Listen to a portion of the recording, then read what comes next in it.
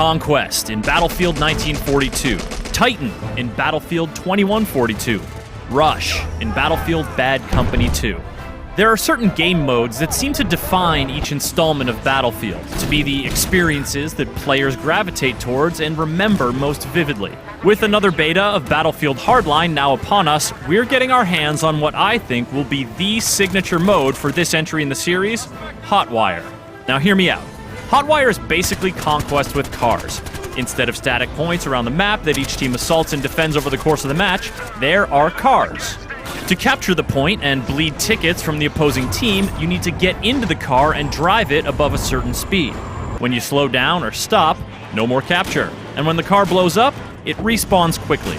This mobility makes Hotwire different from Conquest in a few key ways. First, in order to be gaining points, you have to be actively driving the car. So, no more bleeding tickets just because the other team hasn't bothered to recapture that deserted point out in the boondocks.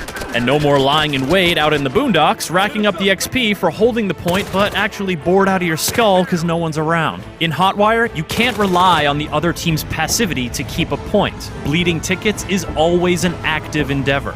Second, to capture a point from the enemy team, you have to lure them out of the car or just blow the thing up entirely. The sneaky infiltration, the airdrop, the vehicle rush, the multi-squad Normandy-style onslaught, and other tried-and-true Conquest tactics are pretty much out the window. Instead, you have the car chase, in which you pack into a car with your buddies hanging out the window and try to run them down like crazy vigilantes. You have the ambush, in which you get to an elevated position over a central road and equip a grenade launcher, or put down breaching charges in the road, maybe parking a car to block the road for good measure. You have the helicopter pursuit, the solo maniac run them off the road attack, the straight up carjack, or the sabotage, in which you use the mechanic's new kit item to plant a car bomb under the capture car, lie in wait, and then watch your enemy try to speed away and ba-ba-ba-boom. All of these tactics don't just require execution, they require anticipation and planning. And okay, sometimes you just get lucky and someone runs up on you, but still, the destructibility and mobility of the capture points make this mode feel dynamic and invigorating. Of course, Hotwire isn't without its downsides or potential issues. There was a match or two when I was just cruising this one loop for minutes and minutes, totally killing it on points, but kind of wishing someone would come mess with me.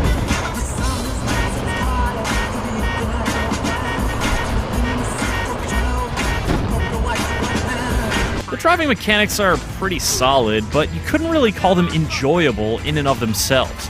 I eventually cruised into the danger zone just to live a little, you know?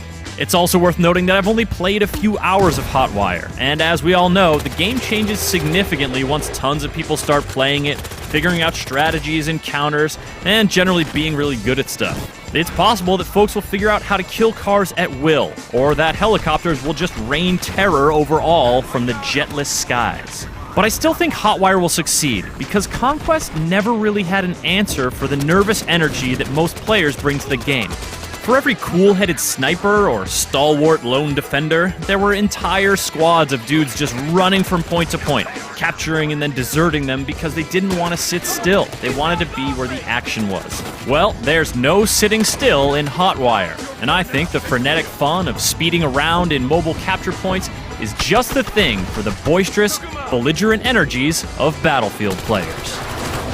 Got that one!